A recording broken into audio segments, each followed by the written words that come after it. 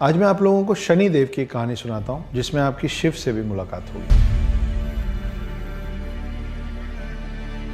नारायण नारायण करते हुए नारद मुनि पहुंचे शिव जी के पास और बोले, शनि देव आपकी तरफ आ रहे हैं, आप पे दृष्टि डालने। शिव जी बोले, शनि मुझ पे दृष्टि डालेंगे? मैं ऐसी जगह जाके छुप जाऊंगा कि शनि देव को मैं मिलूंगा ही नहीं पूरे 7.5 साल। शिव जी गए और गंगा के अंदर समाधि लगा के बैठ गए। 7.5 साल बीता, शिव जी बाहर आए, शनिदेव के पास गए और बोले कि देखे, मैं ऐसी जगह जाके छुपा कि तुम मुझे ढूंढ ही नहीं पाए। शनिदेव मुस्कुराए, हाथ जोड़े और बोले, हे प्रभु, आप इतनी ठंड में 7.5 साल सांस रोक के जो पानी के अंदर बैठे थे, वही मेरा 7.5 साल का 7.5 का प्रकोप था आप पे। और शिव जी बोले, उप्स।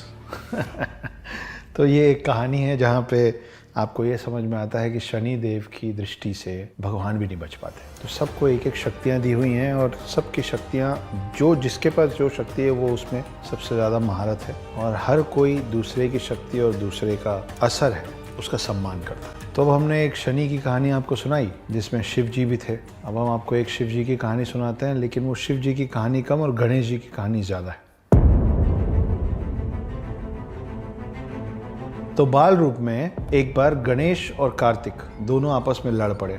छोटे छोटे थे। लड़ाई इस बात पे थी कि शक्तिशाली इन दोनों में से ज्यादा कौन है। कार्तिक का कहना था कि मैं ज्यादा शक्तिशाली हूँ, और गणेश जी का मानना था कि शक्ति में तो मेरी बराबरी कोई कर ही नहीं सकता। ये दोनों लड़ते लड़ते अपने माता पिता के पास पहुंचे, शिव जी और पार्वती। वो बैठे हुए थे दोनों, शिव जी और पार्वती जी अपनी जगह पे। जब उनको ये पता चला तो शिव जी और पार्वती जी ने बोला कि एक काम करो, दोनों जन अपने अपने वाहन पे बैठ के पृथ्वी की परिक्रमा लगाओ 3 बार। जो 3 बार परिक्रमा खत्म करके पहले हमारे पास पहुंचेगा वो इस बात पे जीत जाएगा। दोनों जन निकले। कार्तिक अपने मोर पे बैठ के तुरंत निकल गए। रह गए गणेश जी, जिनका वाहन है चूहा।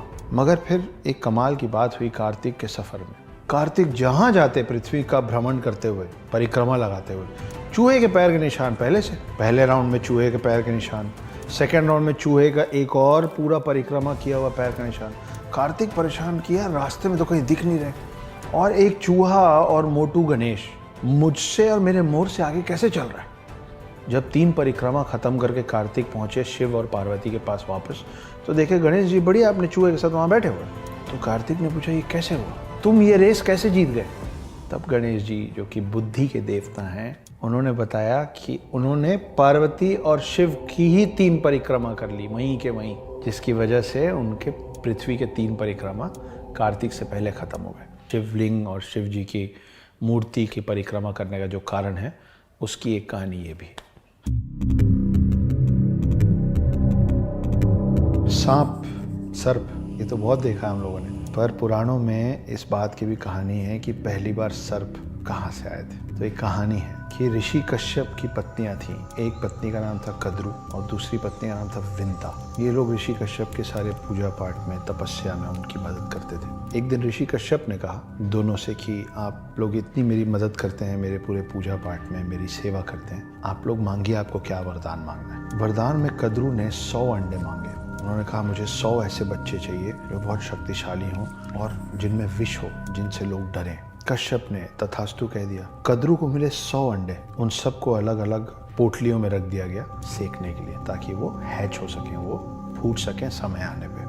अब बारी थी विंता की। विंता ने बोला कि मुझे भले कम बच्चे दीजिए, लेकिन कद्रू के बच्चों से ज्यादा शक्तिशाली बच्चे चाहिए। ऋषि कश्यप ने बोला तथास्तु। उनको मिले 2 बड़े अंडे। उन 2 बड़े अंडों को भी रख दिया गया सेकने के लिए, ताकि जब वक्त आए तो उसमें से एक पूरा बच्चा निकले। ये जो 100 अंडे थे छोटे छोटे, ये एक एक करके फूटने लगे। जब उनका वक्त आया, उसमें से अलग अलग नाग निकलना चालू किए। उसी में से एक नाग है वासुकी, जो शिव जी के गर्दन पे होता है। शेष नाग और जितने भी बड़े प्रतापी नागों का नाम हमारे पुराणों में है, सब कद्रू के बच्चे हैं।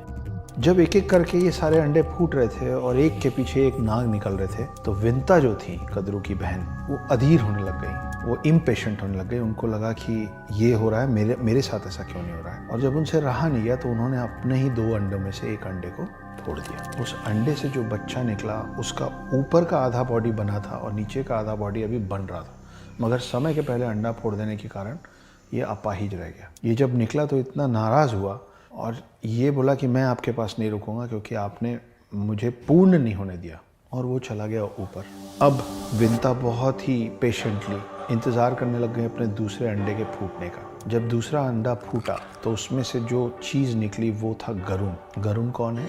गरुण है विष्णु जी का वाहन। और जो गरुण का भाई था जो पहले ही ऊपर जा चुका था, जिसका नीचे का शरीर नहीं है, उनका नाम है अरुण। आज की डेट में अरुण कौन है?